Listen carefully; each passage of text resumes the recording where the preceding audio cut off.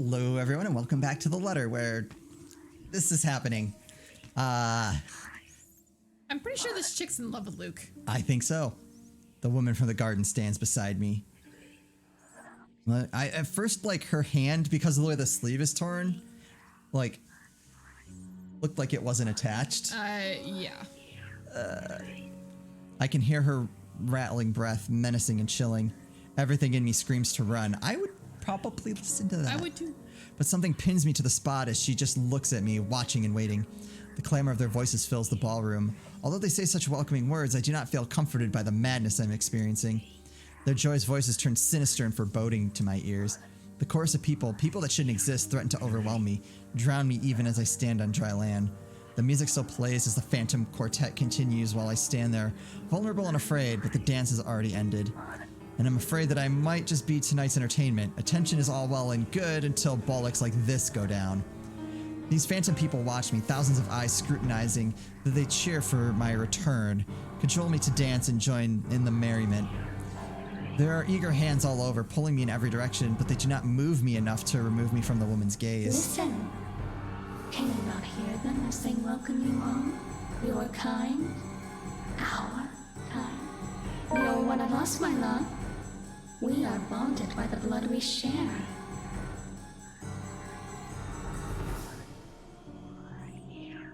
What? I thought the voices were overwhelming before. It is nothing compared to how they are now.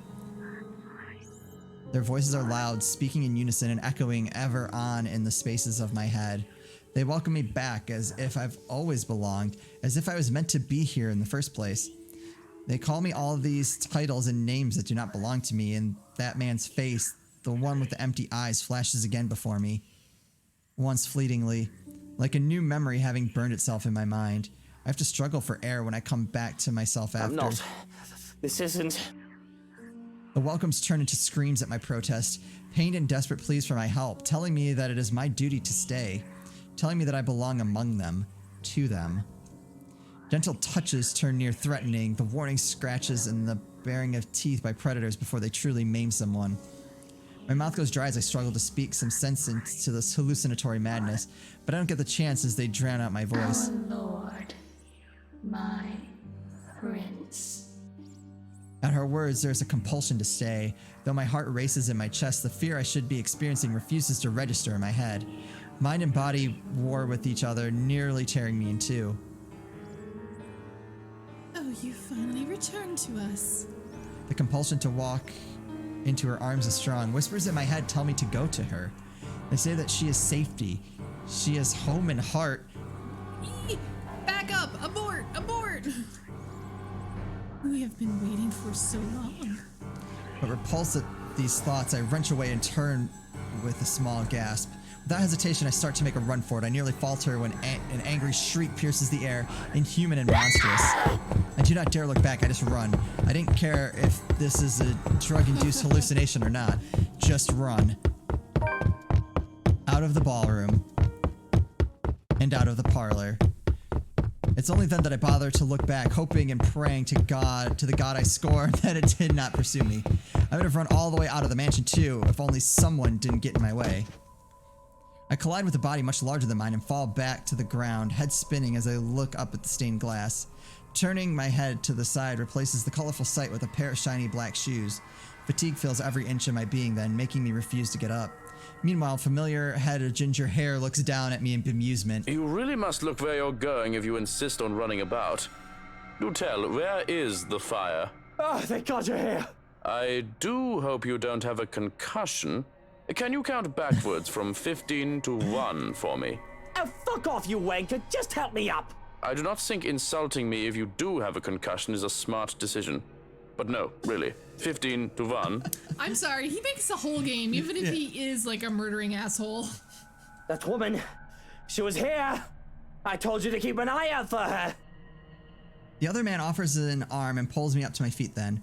But before I can storm off and pull him to the ballroom, he anchors me down with one hand on my shoulder and the other touching the back of my head. No bruising or bump. That still does not mean that you don't have a concussion. If you are too lazy to count backwards, can you tell me your full name? Where are you currently? We don't have Lucille Mitchell Wright, and this is the Ermengarde bloody fucking foyer.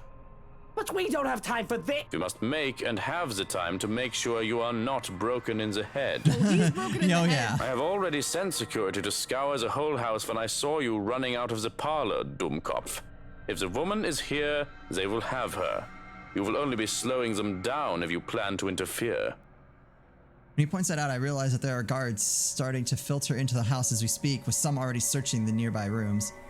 Armed and uniformed men go about in pairs, making it so the house is in a flurry of activity.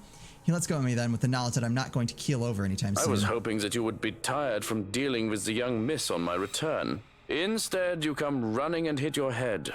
Such a troublesome boy. Shall I be carrying you to bed, too? I can manage just fine on my own. Though I don't see how I can sleep until that woman is caught. Good point. It'll be easier to keep you safe in your quarters. This is twice we've known the woman to break in. I think we can safely presume that you hold her interest. He says it as a matter of fact in a tone that broke no argument. Not like I'll argue if it means I'm kept safe. The two of us hurry upstairs, though we remain watchful and wary of any potential threats to my person. We make it to the master bedroom without any trouble, though, and two of the security are left outside the door. No problems at all. Not until we get inside. Johan's eyes scan the room wildly, a look of dread on his unusually stoic face. And I don't understand for a moment. Looking around the bedroom, it's empty. Mrs. is missing. But then I realize... Where's Hana? She came home with you from the hospital, didn't she? She's supposed to be here. I sent one of the maids to accompany her here, to let her rest. I feel the color drain from my face when he raises a hand to stop me from charging out there. Stay. I'm not staying in here while Hana stays out there. One of the guards will find her and bring her here. And what if they don't? What if that woman gets to her first? What if she already has her? That's not possible. You can't promise that. There's no second thought as I reach under my side of the bed and pull out one of my knives. I have no doubt the other man can take me on if we are both unarmed. But with this, I can even the field, or at least deter him from escalating the situation and risking hurting either of us. I'm going out there to look for Hana. And you're either with me or you aren't. I'm not risking Hana, and I'm not leaving her alone. Still, like a stubborn mule, he refuses to budge from the door. There's a withering look on him that I try to match. One that somehow I'm losing fast to, even with him not saying a word yet. Can you see yourself in the mirror right now? You are in no proper state to go looking for anyone. If it will make you happy, I will do the looking. But please, and don't make me repeat this, stay where it's safe, where security can find you. We already have one person to be worried about. Please don't add another one to it. Perhaps it is his tone. In spite of his general disdain for virtually everything that has to do with me, I like to think that over the years he has grown to care for Hana at least. Much as I loathe to admit this, I'd trust him with her safety over any servant in this house. So, in You have acquiesce. 2 hours, Shirokin. I don't think it'll take that long to find one missing woman in this house. 2 hours. Any more than that, and I'm going out there. Of course. Despite his words, he lingers. If I didn't know any better, I'd say he wants to make sure I get in the damn bed and sleep before he turns away from me. What am I, a child? Watching me and treating me like one. There's the reason why we will never get along. Well, what are you waiting for? And the knife? The knife stays. Very well. Only then does he seem to get the hint. With a nod, he leaves, locks and closes the door behind him. For a moment, I still hear his voice while he gives the guards outside firm instructions, then a hush as soon as he departs and his footsteps fade away. One that doesn't quite last. As quickly as the silence settles, lightning flashes across the sky, followed immediately by the loud boom of thunder. And that wanker strikes so dangerously close that I can feel the electricity in the air. The power goes out not a second later, and I feel as if I'm being mocked by whatever greater power there is. All is deathly still for a moment, but soon the rain starts once again. Far heavier than the light drizzle from this morning, its pitter-patter hitting hard against this place's roof. Despite the noise, I find myself drawn to my bed, exhausted, hoping for a little nap. I'm safe here. Hana will be safe too. Shirokin will find her, and when I wake, she'll be here. It does not take long. Once my head hits the pillow, in a matter of minutes, darkness claims me, bringing with it laughters and whispers of a twisted love from a long gone. Who are you? Stay away!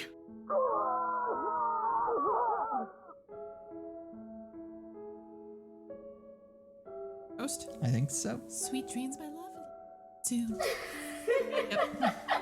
Dot, dot, dot.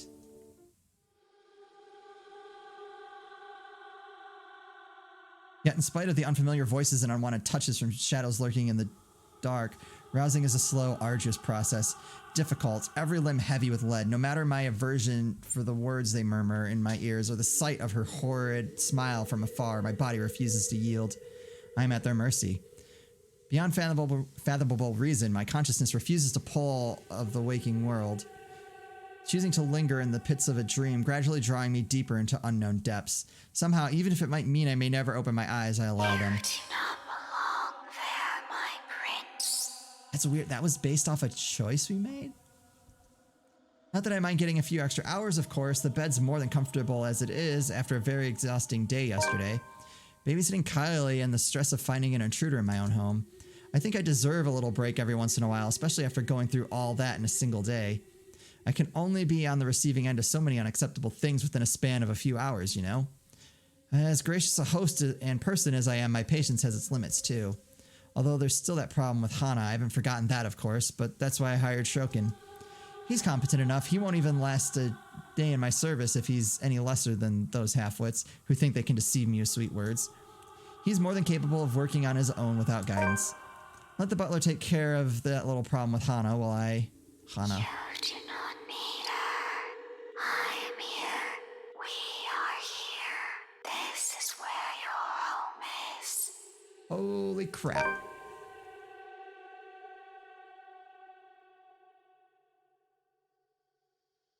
How long has it been since... Johans has never taken this long before. Surely there should have been an update by now. Right? Not if he's handcuffed to a bed. Yep, it's true. So why isn't there? Please don't go. Bloody hell, the cretins I've surrounded myself with. And isn't that enough reason to force myself out of bed? As it has always been the case. Well, see, you picked the wrong idiot. I'd go for Johans, even though he's Man. gay. My eyes fly open, expecting the warm rays of sunshine filtering through the curtains, only to be greeted by a blinding flash of light and a loud boom of thunder that sounded nearly too close to my ears. Strong gusts of wind will occasionally burst in from the open balcony door, bringing in drizzles of cold rain into the room. I must have left it open earlier before dozing off. The carpet and the floor closest to it is already drenched. Hana's going to be so cross when she sees this. Not that it's an immediate problem. If anything, it's the power outage we should be minding first. With an intruder still at large, steering through the darkness might be far more fatal than multiple stab wounds or a gunshot to the chest. Oh, great. The power's still out. That is exactly what I need right now. Yes. I say every time we lose power. Yeah. In this storm, of course. I should have moved back to the penthouse to weather it in a much more comfortable setting. Already I can hear the creaking groans of this old place as rain beats against the windows. Johans! Has someone been sent to take the circuit breaker yet? No answer. Johans? Silence. Shokin! Someone! Anyone? Still nothing, and my cordial mood is quickly dissipating. Where are those idiots when you need them? Really Handling a ghost and a bunch of intruders. Yeah. It's really a wonder why he hasn't fixed this yet. Was I really out that long? Can't be. It has only been a few hours after midnight, if the time on my wristwatch is anything to go by. Unless I've forgotten to change it again after that last overseas trip a month ago. Though the delay is understandable if he went looking for Hana as he promised. But bloody hell, my safety is also at stake here. Cursing, I stay still, letting my eyes try and adjust to the darkness while my hands fumble for my slippers. If that butler isn't going to fix this, I may as well order the security posted outside to do it. It's probably just a blown fuse. Anyone with a brain can repair one. Grabbing my jacket and with footwear finally on, I make for the door. Although in haste, I pause briefly when a gleam catches my eye. On one of my drawers, underneath the clutter I've yet to organize, the muzzle of a gun peeks out. Hana has never openly commented on my possession of it, but I know she does not approve of it, knowing the bloody firearms policy in this nation. Of course, I've not found much use for it in the 7 years we've been together, otherwise she would have already had it thrown out years ago. Doesn't mean it wouldn't be useful right now. Without a second thought, I seize it, sending the stuff piled above it onto the floor. Whatever. I'll get to it later. This blackout problem should be resolved first. Right next to my missing security detail, as it turns out. Where the fuck did everyone go? Good question. There were two, weren't there? Shuriken had 2 blokes posted to stand guard for the night. I might be panicking for a bit earlier, but I'm quite sure I haven't gotten delusional yet. What, did both of them decide to take a break because they think the master's already sound asleep and won't be looking for them? Nitwits. I know assassinations happen very rarely these days, and even less in a peaceful city like Luxborn, but bollocks. There's been a woman going in and out of this place uninvited who may or may not want to put a knife in my back. She wants to marry you and cuddle you. Yeah. Probably kill you to make that stuff happen, but you know. True. It's for a happy ending for, I guess, one of you. Very true. Isn't that enough reason to stay alert? I'm fairly certain Shuriken won't just enlist their help just for this power outage, only to leave me unprotected. We have a difficult relationship, so to speak, but I doubt that the man is an opportunist. I'm holding the lives of his family in my hands after all. Wait, what? Whoa. He knows what I'm capable of doing. He's not stupid enough to do anything that'll endanger them and save only himself. Is that why we haven't seen it? Like he said he has a husband and all that shit. And why we haven't seen him? Ugh. So where then? Only my footsteps echo along the dark passage, and I'm left gripping the handle of my pistol for some sort of comfort. Without proper lighting, and with the storm still raging outside, the stories I've heard about this place seem to have some truth to it. Some. If I'm reaching and wishing to entertain myself for a bit, I'll say there might also be ghosts whispering in my ears, calling. Of course, it's just the wind and the trees rustling outside. Sure. Nothing good will come from allowing these thoughts to linger when problems are piling up in front of me one after another, especially with what greets me once I get to the foyer. All right, here's our friends. Yeah. Though it's dark, the large windows illuminate the area much more easily than any of the other rooms. And from where I stand on top of the stairs, I can easily make out their forms, recognize them even. It's all gone crazy when these intruders come into my house. I'm no stranger to a cop playing dirty. The smart ones knew that neither life nor criminals are going to play fair. And if one of this WOG sort is in this, I'm not surprised too. But Lily, the estate agent, she doesn't seem the sort. And Daisy too. What will Kylie think if Miss Pink if the poor tyke finds out about this? Not to mention Mint. Hana trusted her. I trusted her to be professional at the very least, for fuck's sake. Top it off, they all have the nerve to look surprised when I announce my presence. Well, what have we here? If I were any less sober, I'd say this is the beginning of a joke. Bloody trespassers, what is wrong with these people? Do they really think I'll be fine with them walking into my home like this? What are they even doing here? If I didn't know any better, they might also be behind Hana's disappearance, so they did all think that that was the issue. That's right, my love. Oh. They must have a motive. Make them pay And it had better be a good one. the wrong made to us. Wait, so why is she out to get them? I think this all has to do with whatever happened in the past. Maybe. Or a bullet to the head is the least all of them will deserve. Let's see. A photographer, a high school teacher, a real estate agent, an interior designer walk into a mansion. Thunder crackles once again, cutting me off. This time, its sound hits close enough that it nearly feels as if the window and the ground itself are rumbling. All is deathly still for a moment. I don't let it stop me, however, as I slowly make my way towards them, taking one careful step at a time, relishing the expression of fear in their eyes. I suppose there's something ominous in this setting with the heavy rain outside and this lack of light here. I kind of like it, to be honest. It adds something to the atmosphere. I suppose it must look like the villain now. But short of me getting close to them, a noise to my left distracts me, briefly halting my movements while curiosity takes over every murmurs in my head. And it's a good thing, perhaps, that I did, because as soon as I look up, I see him. Another trespasser. Great. Just as he is about to jump down from the furniture that has somehow ended up piled and blocking the door to the parlor. What happened here? And did he really think it's alright to do that in other people's house? Lout. My lord. Wow. Alright, we'll just have to see how this plays out in the next episode. That's really interesting that the ghost is like egging him on. Mm-hmm. Alright. Until we find out the ghost has Hana. Yeah, I'm waiting to see how that plays out. But anyway, that's going to do it for us. As always, thank you guys so much for watching, and we'll see you next time.